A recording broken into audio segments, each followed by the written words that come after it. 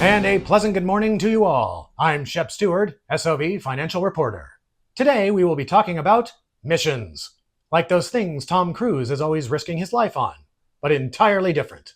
In a moment, I return to the coffee hour crowd to find out the kinds of mission work they are passionate about and how they can bring their time, talent, and treasure to those causes through stewardship. What kinds of things does the church do for the community that makes you proud? Well, I think what we're doing today, making kits for Hope the Mission, is very important. Well, we do food collection, then we donate it over to Central Lutheran. What makes me proud is that we're actually right now doing God's work our hands. We've done tiny homes, which I think is something that we've been proud of for many, many years here.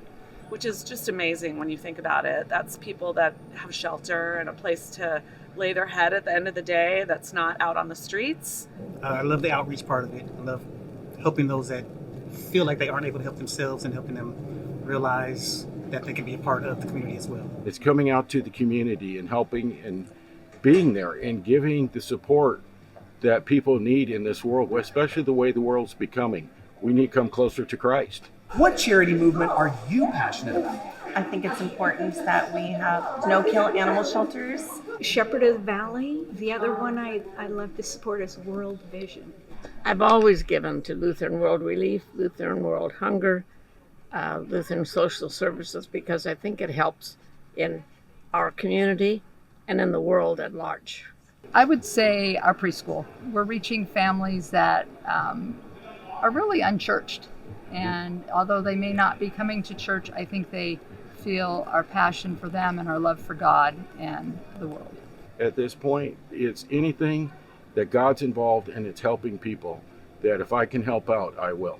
I love feeding the homeless, working with the unhoused. I remember working with my brother here, and we were doing it weekly, and just the excitement of we had one of the guys that was unhoused came up and he was showing us pictures of the place that he had recently got, and just the excitement and saying thank you. And all we did was get him some food and water. Yeah. Do you think it's important to have our youth involved in our mission work for the community?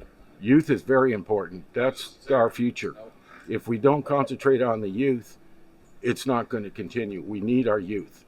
Well, of course, so the more we can involve them, the more we are involved in the community. Oh, the youth are essential, only because they give us the ideas, they help us reach out to society. I do, and I think it's fair to say we wish there were more youth involved, and I hope that some of our youth will bring their friends and help with some of these projects. But yes, I do. I think that's very important. Absolutely. Youth and family.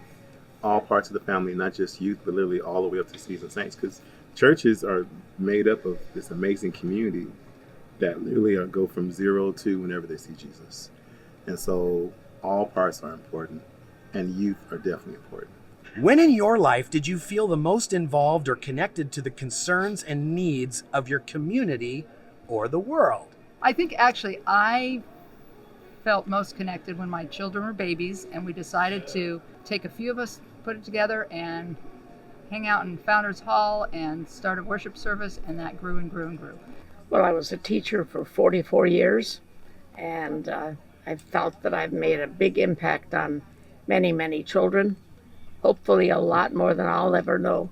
I feel like going to New Orleans for the mission trip was definitely giving back to the community. I would say, actually, when I was coming out of high school, when I joined the Marine Corps, I was very involved for a long time with our youth program when it was strong here at the church. And I still am continuing as of right now as being a trustee of the church and trying to keep everything going. I would actually say recently, it was the times when I felt like I needed it more. I felt like I was on my own doing some things, and the church kind of stepped in and helped me realize I wasn't alone. I think during COVID, we got pretty involved here with the food ministry, with collecting food for the local community. So that probably reignited my fire for helping those who are in need. If there were no limits, what could the church do for the world that would make you excited and maybe even volunteer your time, talents, or treasure? Oh gosh, I think an animal sanctuary would be amazing. We could educate preschool kids and give them more scholarships for children that are needy.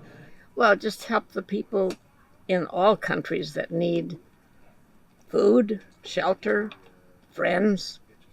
In a perfect world, there would be nobody hungry, there would be nobody unhoused. It could help heal the world then. Could making an annual pledge to the church help get those ideas going? Yes, it would, because now the church can actually know that this money's coming in and we can set a budget.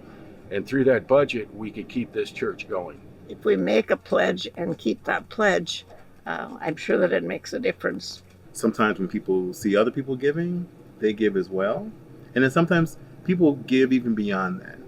They'll give their money, but then also give their talent and their time to do things.